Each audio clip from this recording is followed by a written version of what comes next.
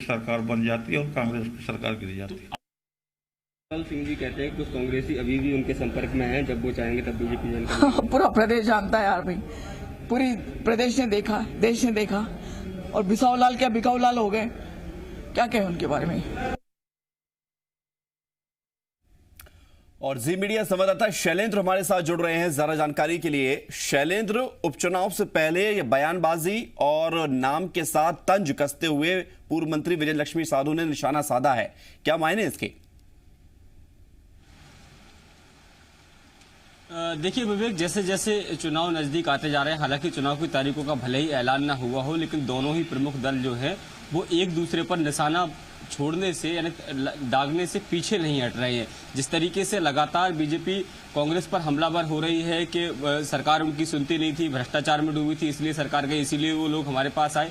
उसी तर्ज पर कांग्रेस जो है वो 2018 की रणनीति के उलट इस उपचुनाव में रणनीति दिखा रही है। उनका साफ तौर पर है कि निशाना इस बार बीजेपी नहीं है, बल्कि निशाना है वो 22 विधायक जो कहीं ना कहीं कांग्रेस को छोड़कर बीजेपी का दामन थामा था।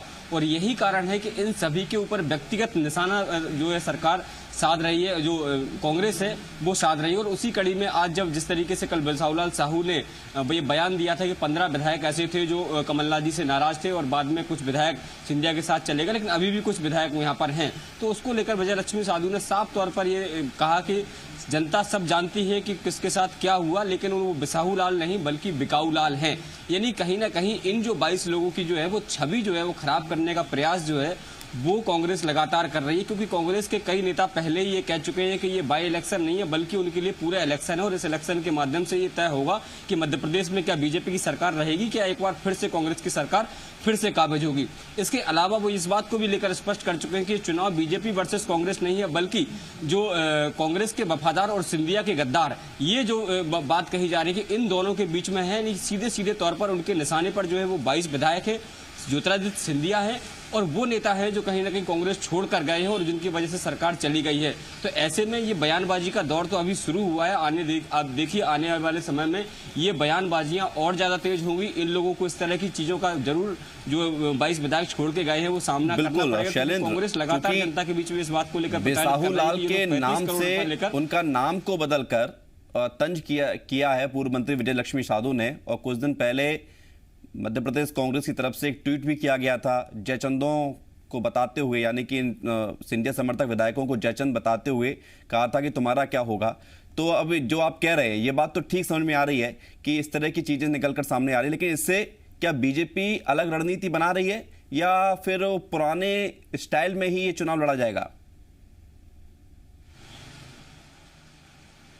देखिए, अगर बीजेपी की बात करें तो बीजेपी कहीं ना कहीं 15 महीने का जो कार्यकाल रहा है कमलनाथ जी का, उसको लेकर लगातार वो तंज कसते हैं। वो कहते हैं कि जिस तरीके से कुछ दिन पहले ही मध्य प्रदेश सरकार रोकना चाहूंगा आपको मैं शैलेंद्र। हितेश वाजपेयी बीजेपी प्रवक्ता हमारे साथ जुड़ रहे हैं। हितेश वाजपेयी जी, स्वागत है आपका जी मध्य प्रदेश छत्तीसगढ़ में। पूर्व मंत्री विजय लक्ष्मी साधु ने बिसाहू लाल जी के जो बयान था उस पर कहा है कि वो बिकाऊ लाल हैं, क्या प्रतिक्रिया आपकी? आप तो गाली दे दो भाई, वो अनुसूचित जाति जनजाति के लोग हैं, उनको गाली दे दो, उससे क्या हो जाएगा? लेकिन उससे सच हो जाएगा क्या? कांग्रेस के ट्विटर एंगल उठा के देखे, सुबह से शाम तक गालियां देना, और इसके क्या जवाब देते हैं आप? भाई कोई आपको यदि गाली देगा उसका जवाब नहीं हो सकता ना। आपसे कोई तथ्यात्मक बात करे, विषय पर बात करे, राजनीतिक दल जनता से जुड़े विषयों पर बात करते तो ठीक लगते हैं। उपचुनाव है तो आप क्या करेंगे उस पर बात की जाए तो समझ में आए, लेकिन उनका तो क्या है कि अभी भी वो सत्ता का मोह छूट ही नहीं रहा। ठीक है, जवाब भी ले लेते हैं हितेश जी। हमारे साथ अब दुर्गेश शर्मा जुड़ रहे हैं जो कि कांग्रेस नेता हैं। दुर्गेश शर्मा जी, स्वागत है आपका। बिसाहू लाल बिकाऊ लाल हैं ये पूर्व मंत्री ने कहा है, जबकि बिसाहू लाल का ये दावा था कि 15 विधायक अभी और है जो बीजेपी के संपर्क में है। ये सत्य है कि वो बिकाऊ लाल है, वो नहीं और बहुत सारे थे, और जितने बिकाऊ लाल था वो बिक गए, खरीदार उनको खरीद के ले गया। अब कोई बिकाऊ नहीं है, कोई के पास में गद्दारी के जीवन में भाव नहीं है, और जितने गद्दार थे जितने बिकाऊ थे सब भारतीय जनता पार्टी के साथ है।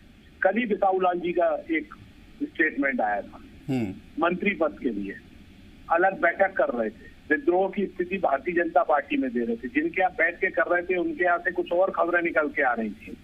इससे पहले भारतीय जनता पार्टी के अंदर उनके वरिष्ठ नेता अलग अलग बैठकें करके अपनी स्थितियां देखने का प्रयास कर रहे हैं। तो स्थिति मध्य प्रदेश की बिल्कुल अलग है, आने वाला समय बता देगा। लेकिन हितेश जी ये कह रहे हैं दुर्गेश जी कि आप गाली दे रहे हो, देते रहिए आप। अब आप छोटे लोगों को इस तरह से गाली देते हैं, उसी का परिणाम है कि इस तरह की पूरी घटनाएं हुई हैं। हितेश जी भी जुड़े हुए हैं। अभी बिल्कुल हितेश जी की बात मैंने सुनी। गाली किसको दी, वो किसने दी? लोकतंत्र को गाली कौन दे के गया और लोकतंत्र को कौन अपमानित कर रहा है? यही भारतीय जनता पार्टी के लोग जिन्होंने लोकतंत्र को पूरा खंडित करने का प्रयास किया है। देश को कौन गाली दे रहा है? यही लोग दे रहे हैं। प्रतिक्रिया ले लेते हैं लोकतंत्र को खत्म करने। हितेश जी, हितेश जी, हेलो जी क्या कहेंगे? जी,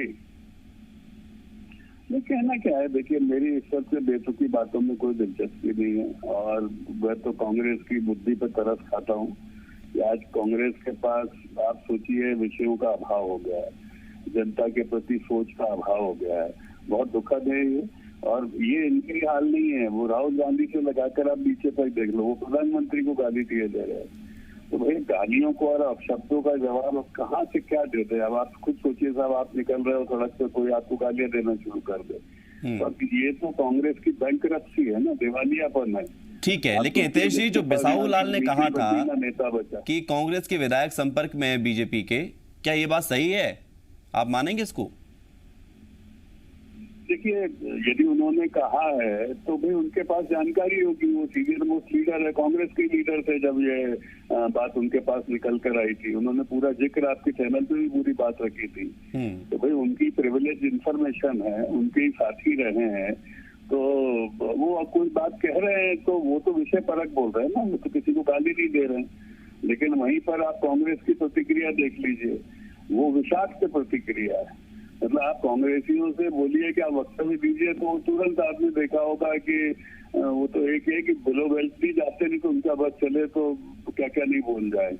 ये तो साथ ये ऐसी राजनीति हमारी समझ में तो नहीं आती। हम बिल्कुल, तो और चुनाव जब नजदीक है तो ये चीजें भी निकल कर सामने आ ही रही हैं। शुक्रिया आपका हितेश वाजपेयी जी, दुर्गेश शर्मा जी बहुत धन्यवाद आपका, शैलेंद्र आपका ही बहुत शुक्रिया तमाम जानकारी देने के लिए।